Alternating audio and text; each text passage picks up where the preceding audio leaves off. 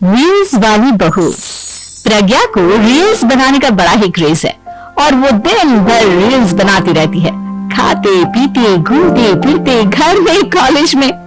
Reels बनाने के कारण प्रज्ञा पूरे कॉलेज में हाईलाइटेड है। जहां उसके रील्स सभी को पसंद आते हैं, वहीं मनीषा चिंता में डूबी रहती है। एक रोज जब खाते हुए प्रज्ञा रील्स बना रही होती है, तब मनीषा कहती है, एक मिनट भी चैन नहीं है इस लड़की को। ये नहीं कि खाना तो आराम से खा ले, लेकिन नहीं, अरे थोड़ी देर रील्स नहीं बनाओगी तो आसमान नहीं टूट पड़ेगा। अरे मम्मी, इसी को तो कहते हैं डिटर्मिनेशन। तुम नहीं समझोगी ये सब। भगवान, इस लड़की को सद्बुद्धि दे। जब देखो तब टेढ़ा बाका मुंह बनाती रहती है। मनीषा की बात का प्रज्ञा पर जरा भी असर नहीं होता और वो खाते खाते रील्स बनाती रहती है। दिन बीतने लगते हैं और देखते देखते प्रज्ञा का कॉलेज भी खत्म हो जाता है। आए दिन कोई ना कोई मनीषा को प्रज्ञा की शादी करवाने का सुझाव दे जाता है।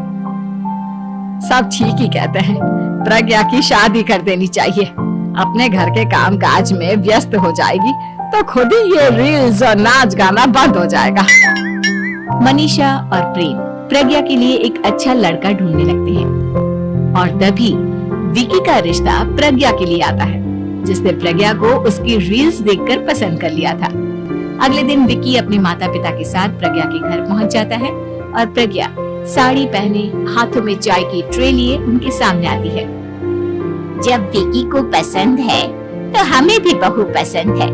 बहन जी, आप बारात की तैयारी कीजिए। एक बार लड़का लड़की अकेले में बात कर ले तो अच्छा रहेगा। हाँ हाँ, क्यों नहीं। मनीषा विकी को प्रज्ञा के कमरे में भेजती है, जहां प्रज्ञा पहले से ही रील्स बना रही होती है। तभी विकी कहता है, आ गए आपके साजन जी। हमारे साथ ये रील्स कंप्लीट करती तो और भी अच्छा रहता। अच्छा जी, अब आ ही गए हैं तो बना ही लेती हूँ आपके साथ। दोनों मिलकर रील्स बनाते हैं। जब वी मीट और तुरंत पोस्ट भी कर देते हैं। फिर विकी कहता है, जब आप साड़ी में चाय लेकर आए तब मुझे लगा कि कहीं मैं गलत करवा तो नहीं आ गया। अब सही है। दोनों की शादी पक्की हो जाती है और शादी के दिन भी प्रज्ञा रील्स बनाने से चूकती नहीं, यहाँ तक कि बारात के समय भी नाचते हुए रील्स बनाती है। सभी लोग प्रज्ञा की तारीफ के फूल बांध देते हैं और प्रज्ञा नाचती गाती अपने ससुराल चली जाती है।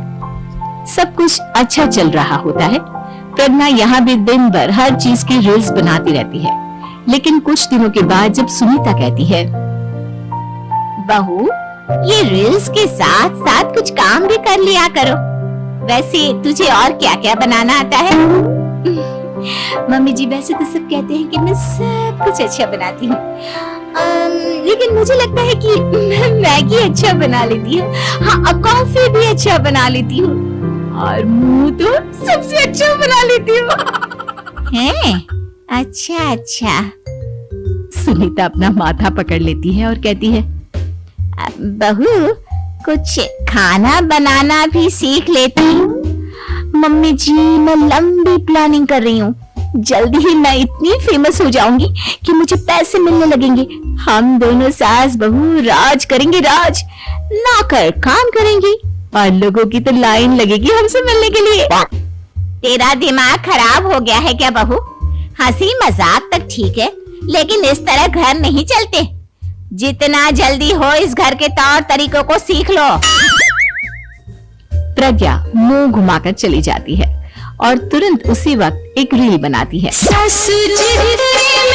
ये देख सुनीता का गुस्सा 7वें आसमान पर चला जाता है और विकी के घर आती ही सुनीता उसे सब कुछ बताती है। विकी भी अब प्रज्ञा की इन हरकतों से परेशान हो जाता है। तुम टेंशन मत लो मम्मा, मैं देख लूंगा। विकी कमरे में जाता है तो देखता है कि प्रज्ञा रील्स बना रही है। विकी बड़े ही प्यार से प्रज्ञा से कहता है, प्रज्ञा, इन सब के लिए मैं तुम्हें मना नहीं कर रहा हूँ, लेकिन फिर भी हर वक्त तो ये अच्छा नहीं लगता ना। समझने की कोशिश करो, मुझे भी तुम्हारा थोड़ा वक्त चाहिए। मैं जब ऑफिस से आता हूँ तो मुझे समय देने की जगह इसी में लगे रहते हो। तुम ज्यादा ही सोच रहे हो।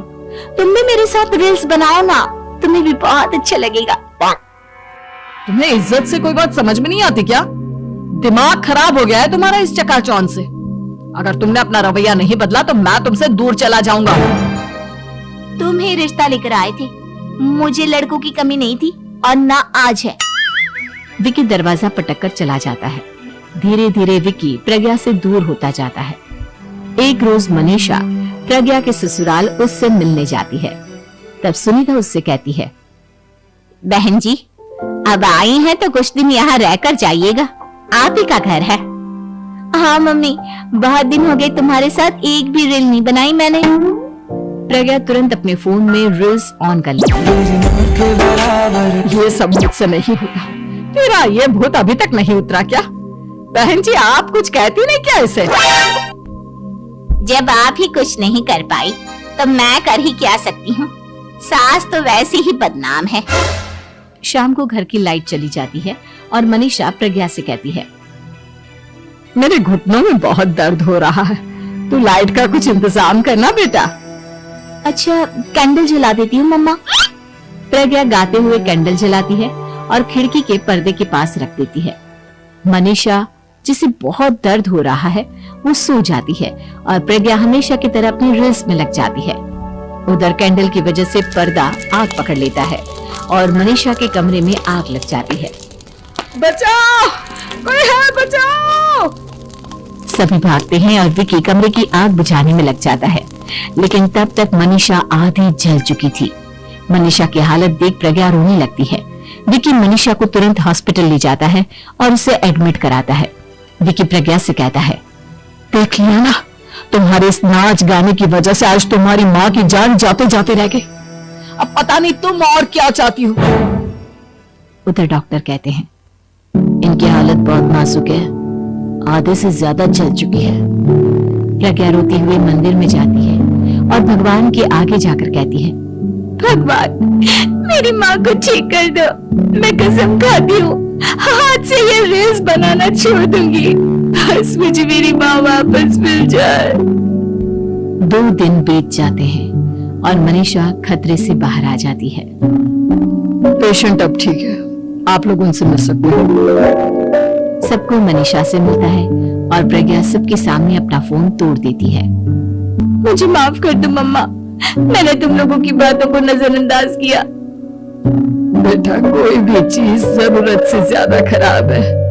मैंने तुम्हें रील्स बनाने से कभी मना नहीं किया, लेकिन हर वक्त एक ही चीज तो सही नहीं है। मैं समझ गई हूँ मम्मा, आई एम सॉरी। प्रज्ञा उस दिन से रील्स बनाना छोड़ देती है और पूरी तरह से अपने घर में लग जाती है।